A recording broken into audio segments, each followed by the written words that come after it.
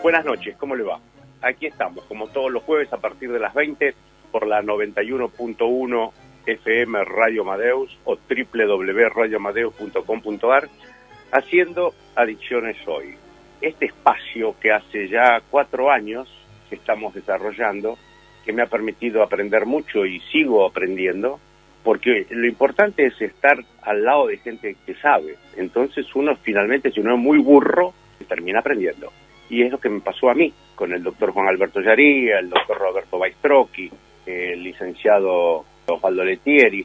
El caso es que nosotros siempre hacemos una previa. En este caso está Boris Escalamuch, que es nuestro reiterado invitado, porque es un personaje especial. Después voy a aclararlo de personaje especial. Pero resulta que empezamos a hablar de la vida, de la muerte, de la vejez, de muchachos como este, por ejemplo, que es de Defensores de Belgrano. Es de Defensores de Belgrano y nos viene a saludar, porque una de las características que yo observo, cuanto más estoy aquí en Gradiva, es la terrible necesidad de afecto que tienen todos. Ese chico no tiene padres, fue adoptado por una abuela que en ese momento tiene 97 años y que lo dejó prácticamente en adopción acá. Ustedes están escuchando, ¿no? Porque el doctor Yaría hoy está de traje, muy elegante, porque él tiene que ir a la televisión, al cable. Una distinguidísima colega. ¿Quién te va a entrevistar? La doctora Keller. Yo la conozco, somos amigos además, y me dijo un día, me encantaría que el doctor Yaría estuviera en mi programa. Yo digo, a él también le encantaría. Así que finalmente van a grabar el programa hoy, que saldrá por Metro, ¿cuándo? No sé cuándo va a salir, pero se graba hoy. Yo sí lo sé, el sábado a las 15 horas y después se repite. Está bien, pero lo interesante es lo que pasó recién, que te muestra un poco el clima. Este chico todas las mañanas me espera, me dice, ¿qué novedades hay de Defensores del Belgrano? Su vida es Defensor del Belgrano y esa pregunta que me hace a mí.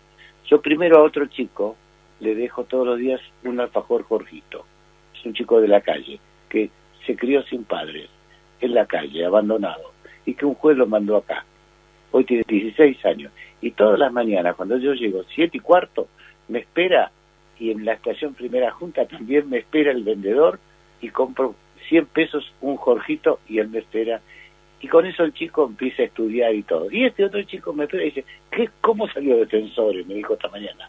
Espera un segundito, agarro Promiedos, que es la aplicación, digo, empató 1-1. Bien, le digo, estamos entre los que podemos pelear el ascenso.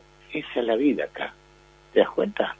El vínculo. En una sociedad desvinculada, de repente se encuentran con alguien que le da el alfajor y que para él es la vida y que le cuenta su pasión, que es Defensor del Belgrano, cómo está. Su abuelita tiene 97 años. Los padres lo abandonaron. La llama abuela porque lo adoptó, pero no es la abuela. Y la abuela lo cedió a la justicia y la justicia nos pide a nosotros que lo eduquemos. ¿No te parece una historia tierna esta? Y trágica a la vez, ¿no? Porque está llena de ternura. Pero ¿cuántos hay así? Por favor. Estamos hablando a veces de temas baladíes en la vida. Y hay miles de chicos como este chico que viste recién. O miles de Pedritos como el de la mañana con el alfajor. Miles y miles. Y muy pocos tienen la suerte de tener un carnet de obra social que les permite entrar en un lugar en donde se les ampara y se les da vida. Hoy estábamos hablando con el doctor Yaría y con Boris sobre el tema de la vejez, de cómo hay un actor, director muy popular, 10 veces nominado para el Oscar, que se llama Clint Eastwood, y entonces el doctor Yaría me estaba leyendo un artículo muy interesante de Clint Eastwood, que tiene 95 años y sigue grabando, y entonces le dije, ¿no me lo mandás, Juan, por favor? Yo te diría que además de mandármelo, que ya lo has hecho y te lo agradezco, que lo leas. Sí, estoy abriendo el celular. Se llama No dejes entrar al viejo, que ahora lo voy a leer, se está abriendo el celular, y es un poco, ¿cuál es la fórmula de él para seguir vital, no? Claro, yo lo que pasa es que no me quiero ir del título del programa, que se llama Adicciones Hoy. Entonces, una vez Mario Maiocchi, que era el secretario académico de la Academia Nacional de Periodismo, y yo era tesorero y era obviamente más joven que todos, entonces un día me dijo, mire, con respecto al tema de la vejez, pelos y dientes son accidentes, manos atrás y arrastrar los pies, eso es vejez. Esto fue sintético, no me lo olvidé ni me lo olvidaré nunca en mi vida, pero esto de Clint Eastwood que vos me leíste hoy, me pareció realmente una maravilla. Cuando me levanto todos los días, no dejo entrar al viejo. Mi secreto es el mismo desde el 59, mantenerme ocupado. Nunca dejo que el viejo entre en casa. He tenido que sacarlo a las rastras porque el tipo ya estaba cómodamente instalado dándome el coñazo a todas horas, sin dejarme espacio para otra cosa que no fuera la nostalgia. Hay que mantenerse activo, vivo, feliz, fuerte, capaz. Está en nosotros, en nuestra inteligencia, actitud y mentalidad. Somos jóvenes con independencia de nuestro DNI. Hay que aprender a luchar por no dejar entrar al viejo. Ese viejo que nos aguarda, apostado y cansado a orillas del camino para desanimarnos. No dejo entrar al espíritu viejo, al criticón, hostil, envidioso, a ese ser que escudriña en nuestro pasado para anudarnos de quejas y remotas angustias o de traumas revividos y de olas de dolor.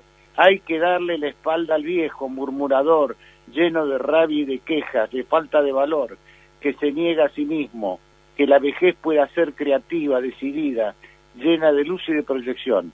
Envejecer puede ser agradable e incluso divertido si sabés cómo emplear el tiempo, si estás satisfecho de lo que has logrado y si sigues conservando la ilusión. Muy bueno, lo leeré más detalladamente y más tranquilamente después en mi casa y no solamente una vez al día. Pero bueno, Osvaldo Lettieri nos está escuchando, Boris también. Me dirán, pero ustedes hablan de adicciones o hablan de la vejez, de la juventud. Lo que pasa es que cuando entró el hincha de Defensores de Belgrano que se llama Marcos. Ahí está, Marcos. Entonces, lo que asocié fue la actitud de este hincha joven de Defensores de Belgrano, que es adicto y paciente de Gradiva, con esto que termina de leer Yaría y que me mandó hoy a la mañana, como una serie de episodios que tienen que ver con la vida personal.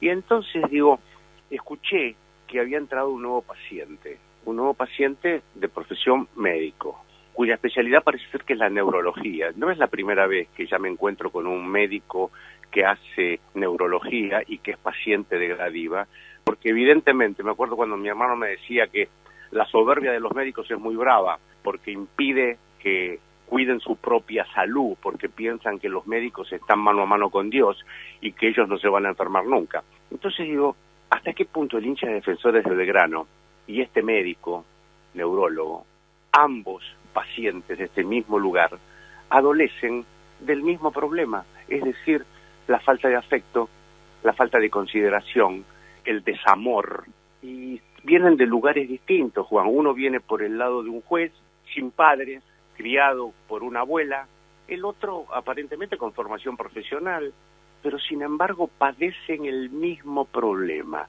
Entonces yo les pregunto a ustedes, explíquenme a mí que no sé nada, ¿dónde está el origen de esto, de la adicción?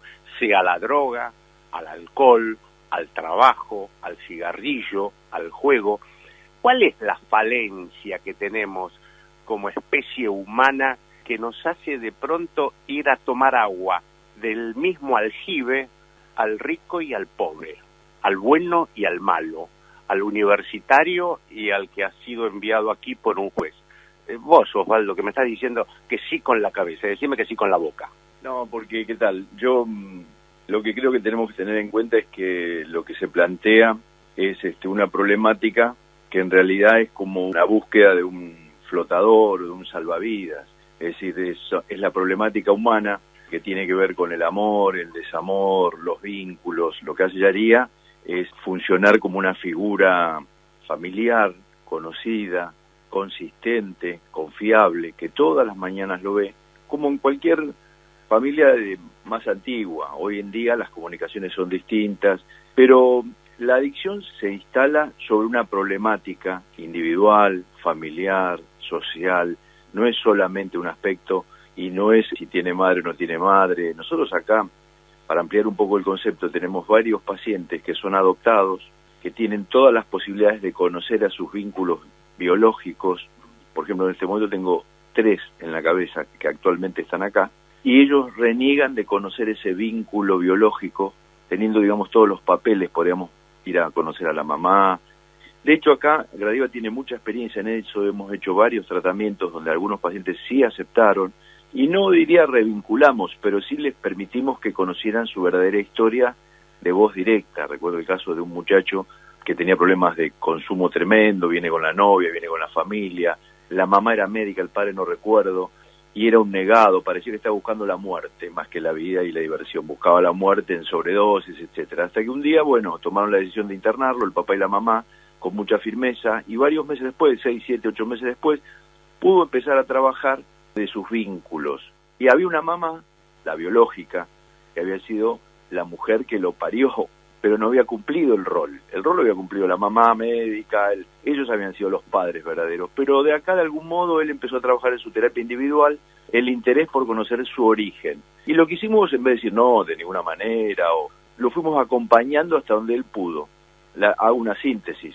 Llegó a viajar a Córdoba, fue con un acompañante terapéutico, conoció a la madre, fue 1 vez, 2 veces, 3 veces, 5 veces, y después ese vínculo quedó y cada tanto se ven, se conectan, pero la mamá y el papá son los que lo adoptaron para él, porque todos los vínculos estaban ahí, pero había un núcleo que había que resolver. A partir de ahí el tema de las drogas, en este caso, se resolvió. Estos muchachos acá no están golpeando las paredes, gritándonos, agrediéndonos. La droga tiene una etapa donde realmente hay una compulsión al consumo. Pasada esa etapa, 1 mes, 2 meses, 3 meses, 5 meses, 6 meses, según el caso, según las combinaciones, etcétera, etcétera, la composición biológica de la persona, la edad, una serie de factores más técnicos, la persona tiene que empezar a plantearse un proyecto de vida, un para qué vivir, un por qué vivir, un con quién vivir, etcétera. Entonces me parece que no pensemos la adicción como una patología infectológica. No es peor, te diría, que una patología infectológica, porque en definitiva, como decía San Agustín, ¿no? Que era bravo, decía, ama y haz lo que quieras. Pero recién Osvaldo hablaba de un proyecto de vida, de la importancia de tener un proyecto de vida. Y yo recuerdo, por eso hoy está otra vez sentado aquí, Boris Skalamuk, cuando se fue al kibutz, allá en Israel, y portaba una AK-47, tengo una UCI, bueno, otra marca de ametralladora. ¿Cuál era su proyecto de vida? Cuando se fue al kibutz, siendo un adolescente, un poco más que un adolescente, y cómo eso se transformó de proyecto de vida en un kibutz a asistente terapéutico aquí en Gradiva. Hacemos una pausa y enseguida continuamos. Seguimos en Adicciones hoy por la 91.1 de FM o www.radioamadeus.com.ar. Hoy lo iniciamos de manera diferente el programa y me parece fantástico porque cada uno fue contando cómo le ha ido en el baile y de alguna manera explicitando su propio proyecto de vida. En lo inmediato para el doctor Yaría, de traje y con corbata, estar hablando sobre adicciones con una distinguidísima psicóloga y psiquiatra que tengo el gusto de conocer, que justamente tiene unos añitos más que vos, Juan, y sigue trabajando y mucho, y eso la mantiene inteligente, jovial y divertida.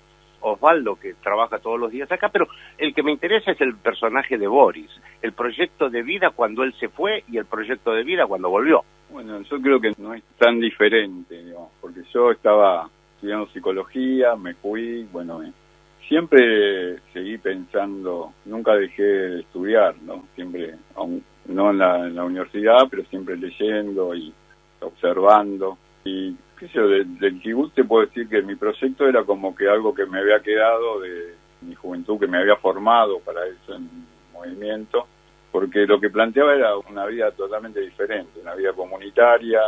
Digamos, el kibutz era en su principio una idea socialista, pero no el socialismo político. No, sí político, pero no ese socialismo stalinista, sino un socialismo humano, digamos. Y en una comunidad pequeña que terminaba funcionando como una gran familia. Pensá que éramos jóvenes que veníamos de muchos países y que vivíamos solos, no estábamos con los padres. Y la idea era construir otro modelo de hombre, ¿no? De familia. Y se trabajaba siempre en grupo. Vos tenías tu grupo, todo se organizaba en asambleas y en grupos, que es mucho lo que se hace acá, ¿no? Por eso se trabaja en grupos, por eso para mí coordinar un grupo es como es lo que hago ahora, que es lo que más me gusta y lo que me sale más natural porque lo tengo de muy joven, ¿no? Si bien no eran grupos terapéuticos, pero es como sentarse, hablar, escuchar, compartir. Y con lo que él decía de proyecto de vida, justamente estábamos en un grupo a la mañana, es lo que nosotros nos planteamos, porque más allá de la adicción, acá llegan chicos, el único proyecto de vida que tuvieron, justamente un paciente que estaba hablando hoy a la mañana, tiene 20 años, pero él consume desde los 12. Lo único que conoce es no hacer nada, quedarse en la casa, drogarse, nunca trabajó, nunca nada. Y cómo desde acá hay que construirle un proyecto de vida.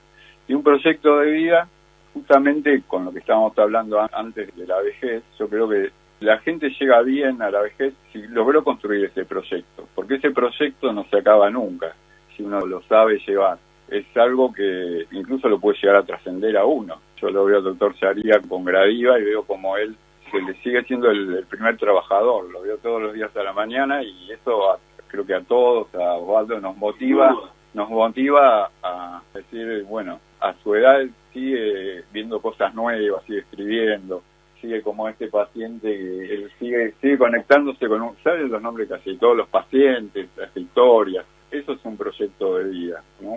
Sentir una pasión, ¿no?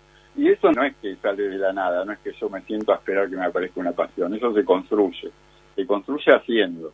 Y yo creo que también un poco, cuando vos me decís mi proyecto de vida, yo fui buscando, ¿no? Yo me acuerdo que cuando estaba en la secundaria, algo que no conté, yo estaba estudiando en la escuela técnica y teníamos una materia que se llamaba análisis científico, y teníamos que buscar una investigación científica.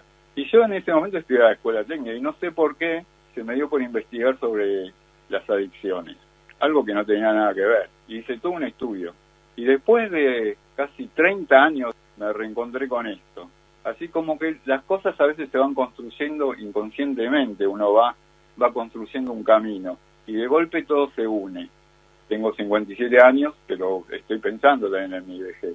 Cómo las cosas que aprendí en la vida se van conjugando y cómo veo todo con más claridad, ¿no? Como uno se encuentra a sí mismo, ¿no? Como uno se ve a sí mismo y dice, bueno, yo ya construí cierto camino, sé hacia dónde voy, sé lo que quiero, sé lo que no quiero. Y eso es también lo que nosotros tenemos que enseñarle a los pacientes. Porque también es como una escuela de vida, Gradiva. Porque vos llegás con, no importa la edad, a veces llegás con personas de 60 años y que están totalmente perdidas porque no han construido nada. Entonces vos tenés que darle la oportunidad que a pesar de eso, a partir de ahí, escuchando, fundamentalmente cuando alguien llega así, yo creo que ellos pueden ayudar a los demás. Y ayudar a los demás también es una forma de construirse a sí mismo. Y eso es lo que se trabaja mucho en los grupos. Eso te puedo decir del proyecto de vida. Eso es muy importante, ¿eh? Darle a todos la posibilidad de la ayuda al otro. Hay un señor que estuvo en fase 3, donde estás vos, Boris, y que ahora está acá en Ortiguera, que es otra casa. Y es un hombre dejado por los hijos. Está solo acá, mascullando la rabia de su alcoholismo. ¿Los hijos no lo visitan? No, mascullando la rabia de su alcoholismo y de cómo de ser un gran empresario del ramo de la venta de verduras en grandes mercados y campos, quedó solo acá. Y yo cuando llego lo veo leyendo clarines viejos, que el diariero que él conoce se los da. Me senté a hablar con él, digo, me tiene que ayudar. ¿Cómo? Usted tiene que poder ayudar a los chicos más jóvenes. Y está cumpliendo ese papel, dice, usted sabe que usted me dio felicidad, puedo orientar a chicos que recién ingresan a este sector. Y yo creo que uno tiene que buscar en cada uno un proyecto, pero se necesita el vínculo. Él era un hombre que estaba mirando un diario viejo del año pasado, como esperando la muerte, y yo sin darme cuenta, hablando con él, le tiré un centro de un proyecto de vida, ayudar a los que recién ingresaban. Vos sabés que esto que decís, Juan, yo voy reflexionando mientras ustedes van hablando, tiene que ver con, una vez yo le decía a un guía espiritual, ¿no? Digo, yo soy más bien solitario, me dice, no, dice, se construye en grupo. Digo, pero ¿y los anacoretas, esos que andaban sueltos? Bueno, dice, eran anacoretas, vos no sos anacoreta, anda en grupo. Pero, me dice, Jesucristo no mandó a los apóstoles que él eligió de a uno, los mandó de 2 en 2, y si era posible, más, que siempre hubiera un grupo. Es decir, se crece en solidaridad con el otro. Por eso que muchas veces, y vamos a hacer una pausa ya, creo que uno de los síntomas, y ustedes corríjanme si me equivoco, del comienzo de la adicción, o que ya está esa persona, chico, chica en adicción, es su tendencia al aislamiento, cuando no se quiere reunir con amigos, con familia, con iguales. El aislamiento muchas veces es tal vez una señal para los padres o para quienes se ocupan de esa persona de que algo raro está ocurriendo en materia de adicciones. Pero es una pregunta que dejo formulada para después de la pausa. Ya volvemos. Seguimos en Adicciones hoy por la 91.1 de FM Radio Amadeus o www.radioamadeus.com.ar. Había planteado yo el tema del aislamiento versus la reunión, el trabajo en grupo. Es decir, cuando Boris hablaba de su experiencia en los kibutz, hablaba de una experiencia socializante en el sentido reunificador de la palabra. Es decir, que se construye en grupo, se construye en comunidad. Y esto es así en cualquier sistema político, se construye en comunidad, pero también en la vida. ¿Qué pasa cuando me aparece a mí en mi casa uno de mis hijos o de mis hijas, que lo veo que están encerrados todo el día en su cuarto? Me acuerdo que una vez, trabajando en Video Show, estaba haciendo una nota sobre drogas hace muchos años, ¿no? Y me acuerdo que entramos al cuarto de la chica con la policía, que iba a allanar la casa, y entonces los padres se desayunaron recién en ese momento lo que eran las pinturas, los cuadros, lo que era la suciedad que había en ese dormitorio, porque para no invadir la privacidad de la nena, nunca entraban al cuarto. Cuando entraron al cuarto, entraron porque la policía vino con un orden de allanamiento. ¿Me lo pueden explicar? Tengamos cuidado con este tema de los grupos, porque así se captan también las adicciones, porque ese grupo tiene que dar un sentido de pertenencia. Yo recuerdo anécdotas de un caso de un muchacho, tal vez ya la conté alguna vez en el programa, lo jugaba en River, le encantaba, era un joven de 13, 14 años, y claro, se ve que en esa época no estaban tan preparados. Cuando termina la temporada, estaban sentados, me contaba él, porque fue como una escena que me quedó grabada para toda la vida, esto hace más de 15 años, me lo comentó. Un chico con un físico espectacular, parecía realmente propicio para defensor de fútbol. Parece que el encargado de esas inferiores, de 15 pibes, dice vos y vos se quedan, el resto se van. ¿Cómo nos vamos? No nos sirve, nosotros queremos a estos 5 nada más. Y el chico me contó con el detalle, digo, ¿qué hiciste ahí? Me levanté, preparé el bolso, me fui, salí caminando, no sé para dónde, vi una plaza que estaban unos pibes fumando, marihuana, me acerqué y ahí empezó mi carrera. Después terminó en Gradiva. Es decir, quiero comentar los casos nuevos que hay hoy en día. ¿Cuáles son los casos nuevos? Personas que llevan una vida aparentemente normal hasta los 45 años, ya que hablamos del proyecto. Estamos viendo varios casos acá. Gente de 45 a 55 años, que con la pandemia uno se pensaba ir a vivir a Europa. Le salió mal, intentó en Australia, intentó en España, 2 hijos, la esposa, una vida normal, nunca dificultades de nada. Y de pronto la depresión, la incomprensión, la frustración, y ese proyecto sin una raíz, si vos querés. Es decir, era como una cosa, bueno, entra en depresión y hoy está, ya hace un año acá, recuperándose muy bien. Otro caso, se dedicaba a la cuestión inmobiliaria, quiebra en la pandemia y nunca había sido deportista, fue campeón argentino de fisicoculturismo, etcétera. Y empieza a consumir cocaína porque un día va a haber un partido de no sé qué en un bar por la zona de Caballito y me dice, bueno, no, estoy rebajoneado, tomate un poco de esto, probá. Estoy hablando de esto a los 52 años, ¿eh? Hoy está internado acá. Es decir, tiene que estar varios factores. Hay un grupo también, llamémoslo, del mal o de la invitación a la prueba. No todo el que prueba sustancias queda pegado, pero la sustancia está pensada para que genere un alivio instantáneo de un dolor que no se puede hablar, que no se puede compartir, que no se puede trabajar. Y esa es un poco la cuestión acá. Quiero decirlo, Boris dice algo muy importante, y el tema de los proyectos, no es un solo proyecto, sino es un ramillete de proyectos. Yo lo conozco a Juan hace, a veces no quiero decirlo, pero hace 34, 35 años, todavía no estaba ni casado, calculo por el tiempo de casado. Y él ahí tenía un proyecto que se llamaba Casa Joven, ahí nos conocimos, fui a visitar a un amigo que era médico de guardia, qué sé yo, que vio Juan en mí, yo ni siquiera pensaba, ni sabía lo que eran las adicciones, pero estudiaba medicina, y me dice, ¿por qué te venís el miércoles a una reunión? Yo me pregunté, ¿por qué no? ¿Qué sé yo? ¿De qué hablarán? Voy a venir, esto que vos dijiste de no estar solo. Bueno, nunca más me fui de Gradiva, estoy acá hace 30 y pico de años. Y cada vez él renueva un proyecto. Ese era el proyecto de aquella época. Y hoy tiene otros. A veces me canso de estar tan cerca de Yaría. Está bien, pero quiere decir, es muy interesante lo que decís, Osvaldo, porque a vos la invitación a compartir te hizo bien y hoy estás acá. Hay invitaciones e invitaciones, pero mientras vos hablabas, Boris asentía con la cabeza. ¿Qué cosa? No, lo que él planteaba, que estaba contando de un paciente que de golpe se le cae todo su proyecto, y que generalmente lo que yo observo, que como que la adicción no es solo por probar una droga, hay un vacío existencial ahí, como que se quedan vacíos, y eso es como algo que los alivia en un momento, los calma, y después no soluciona nada, porque es como la anestesia, el tiempo pasa y termina siendo mucho peor.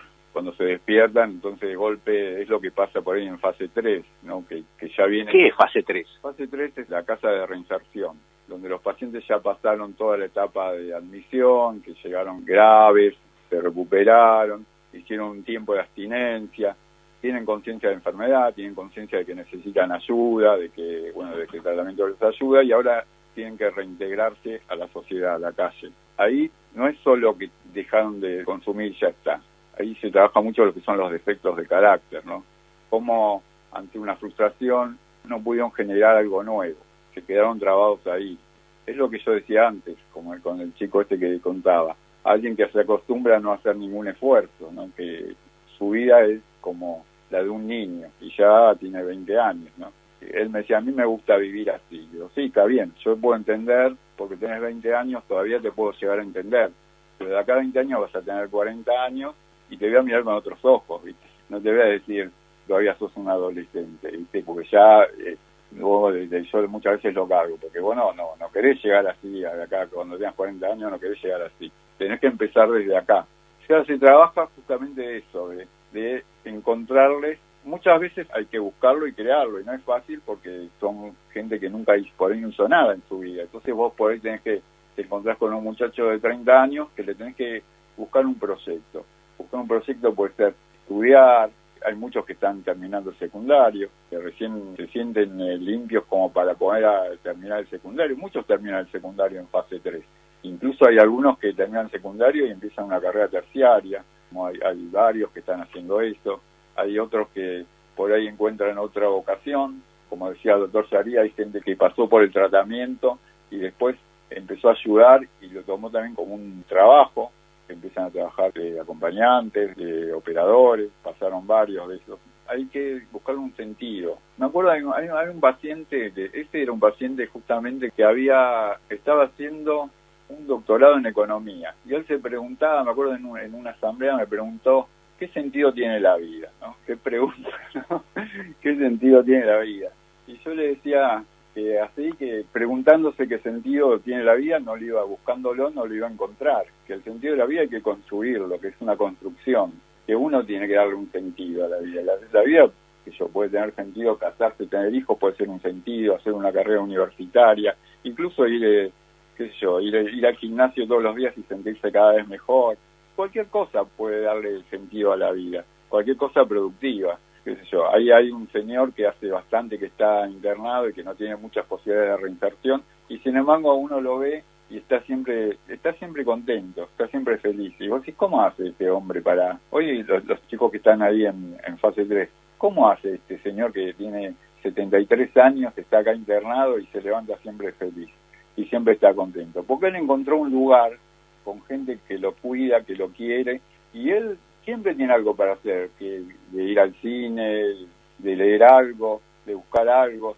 No lo ves triste. Y sin embargo, es una persona que tiene una historia muy movida.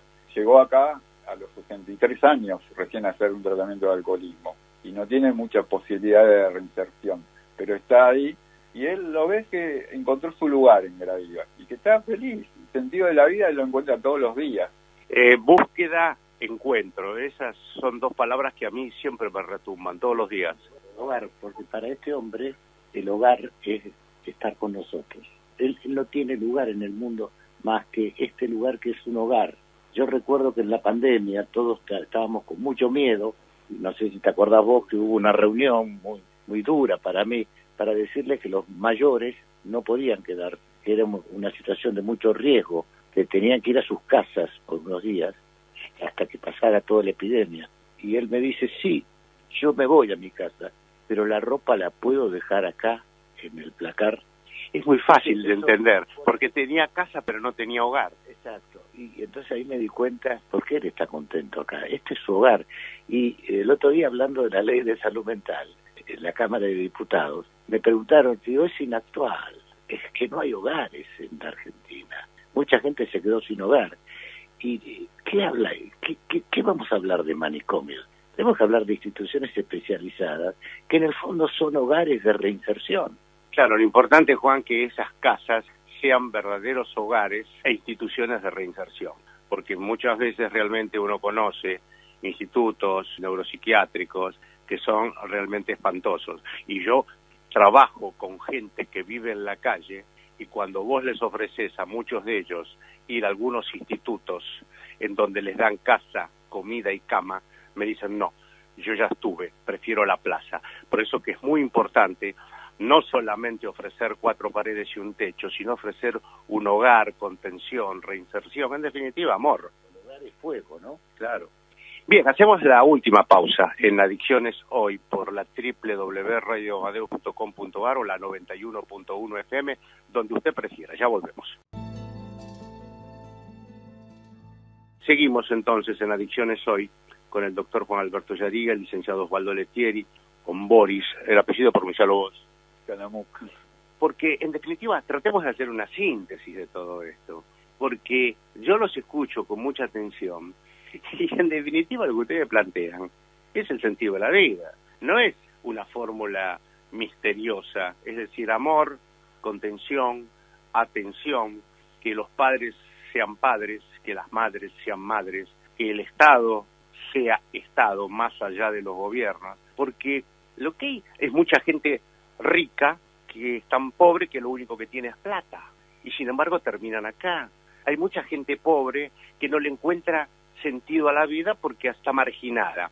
Entonces la construcción pasa por hogares con afecto, con contención, con educación, porque en definitiva, mis queridos amigos, les pregunto yo a ustedes, cosecharemos nuestra siembra.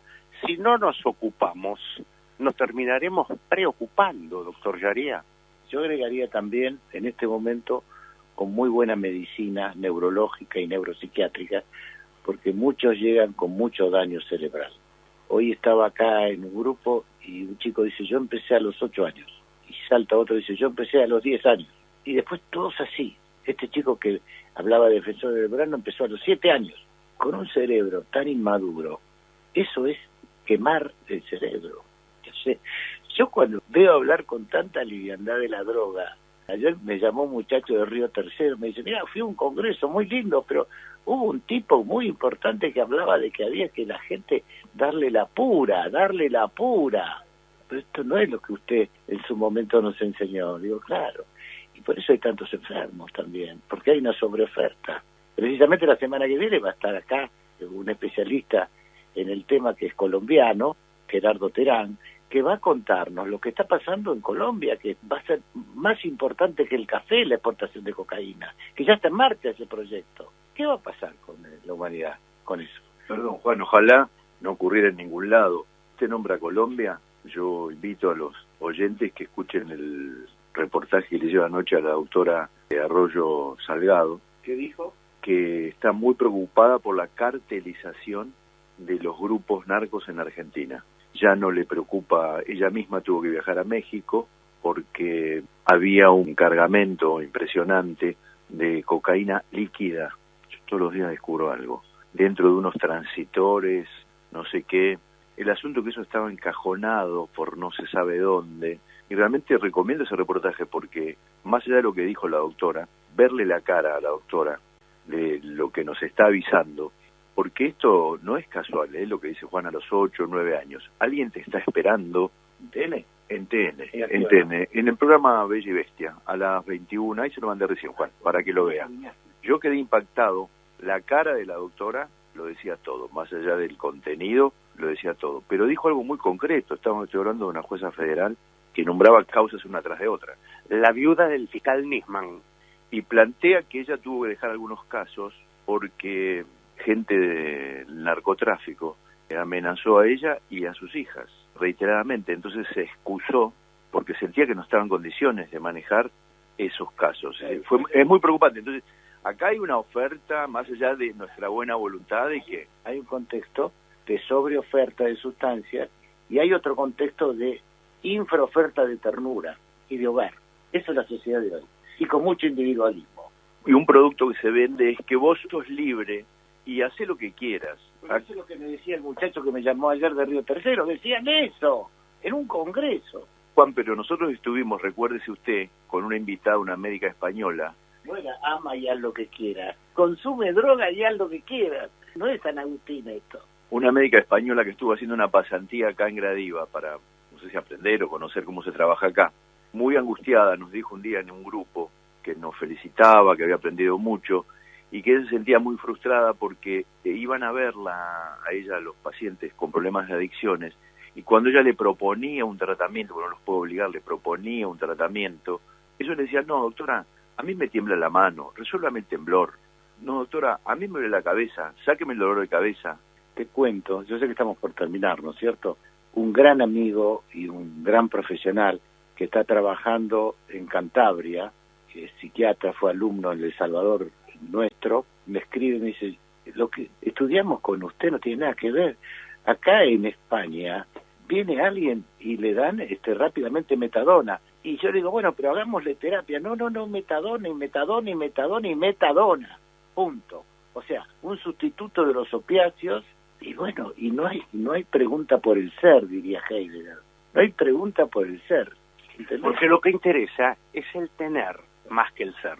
Vamos terminando, mi estimado Osvaldo. ¿Querías decir algo más? No, nada, que por ahí hoy tiramos mucha información y quiero dejar claro que el tratamiento es una cuestión de vínculos y de vínculos que se repiten. Él dijo una palabra, Alberto, tertulia. Yo cuando estudiaba en España me iba los sábados a la tarde a una tertulia que había en varios bares y ahí había escritores, pensadores. Yo me sentí en ambiente de tertulia. Gracias, Alberto. Nos vamos con muchas reflexiones. Uno en la vida puede hacer lo que se le dé la gana. Lo que no podrá evitar son las consecuencias. Palabras de mi padre. Pero además de una rigurosa practicidad, porque no son esos consejos de padre que vos decís, ¿para qué me habrá servido esto? Simplemente tenés que observar. Otro amigo me decía, mira, y a medida que vas cumpliendo años, si no son muy tonto, vas ganando sabiduría.